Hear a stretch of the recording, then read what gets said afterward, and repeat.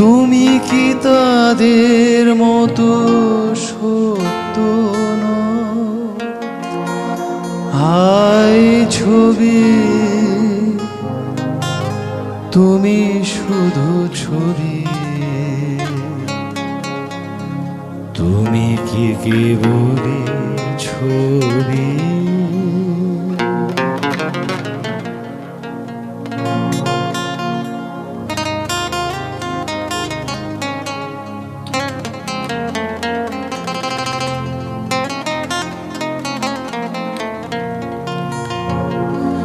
নয়ন সম্মুখে তুমি নাই,